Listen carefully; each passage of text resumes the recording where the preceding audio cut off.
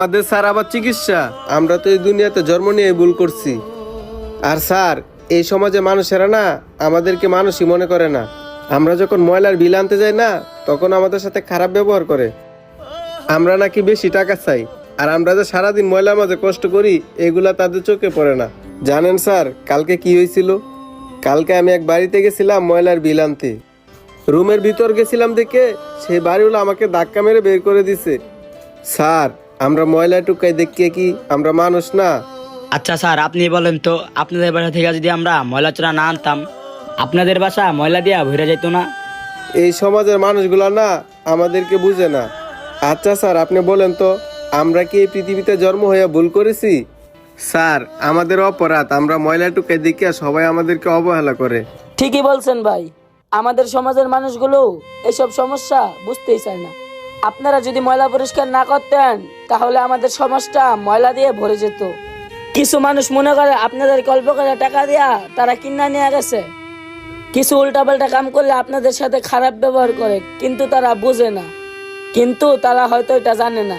ভাই, আপনারা তো কাজকে লাগান, আপনারা তো আর চুরি করেন না। আর কখনো কোনো কাজকে ছোট করা ঠিক না। আপনারা তো আমাদের ভালোর জন্যই ময়লা পরিষ্কার করেন। আর ভাই, আপনারা যদি ময়লা পরিষ্কার না করতেন তাহলে তো আমাদের নোংরা অবস্থায় থাকতে হতো। এই তো আপনারা কত কষ্ট করে কাম করতেছেন, রাইতে আপনাদেরকে স্টেশনে ঘুমাইতে হইতাছে। আপনারা ভালো কোনো রেস্টুরেন্টে যাইতে পারেন না, ভালো কিছু খাইতে পারেন না, ভালো জায়গায় ঘুমাইতে পারেন না, ভালো জায়গায় চলতে পারেন না, শার্ট প্যান্ট কিনতে পারেন না, রাস্তায় ঘুমান।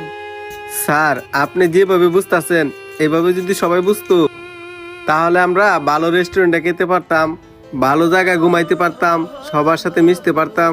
এরকম জায়গায় এসে খেতে হতো না। এই সমাজে কিছু মানুষ আছে যাদের টাকা পয়সা আছে, তারা তো আমাদেরকে মানুষই মনে করে না। স্যার, আপনার মতো তো সবাই না। এই সমাজে কিছু মানুষ আছে বড়ই নিষ্ঠুর। তারা শুধু তাদের কথাই ভাবে, আমাদের কথা কোনো চিন্তাই করে না, আমাদেরকে রাস্তার কুকুর বিলাই মনে করে। স্যার, আমরা তো তাদের জন্যই কাজ করি, তাদের জন্যই ময়লা পরিষ্কার করি, তারা যেন ভালোভাবে থাকতে পারে। আচ্ছা, যাই হোক স্যার, যাই হয়েছে সব বাদ দেন। আপনি এই নোংরা জায়গায় বেশিক্ষণ থাকেন না, তাহলে কিন্তু আপনি অসুস্থ হয়ে যেতে পারেন। স্যার, ভাই ঠিকই বলতেছে, আপনার এই ময়লা জায়গায় এতক্ষণ থাকা লাগবো না, নাইলে আপনার অসুখ হয়ে যাবো। দেখতেছেন না জায়গা কত ময়লা, আপনি এ বাসায় চলে যান। আর স্যার, আপনার মতো ভালো মানুষ এই দুনিয়াতে খুবই কম আছে। স্যার, আপনি যান, আর আমাদের নিয়ে কোনো চিন্তা করতে হবে না। যার কেউ নাই তার সাথে আল্লাহ আছে। আর যাই হোক ভাই, তবুও আপনারা একটু ভালো জায়গায় খাওয়ার চেষ্টা করবেন। তো ভাই, ভালো থাকবেন, আমি তাহলে যাই। রাস্তাঘাটে যারা ময়লা পরিষ্কার করে তাদের সাথে আমরা কখনোই খারাপ ব্যবহার করব না। আর বন্ধুরা, আমাদের ভিডিওটা যদি আপনাদের কাছে ভালো লাগে থাকে তাহলে অবশ্যই আরো 10 জনকে দেখার সুযোগ করে দিবেন।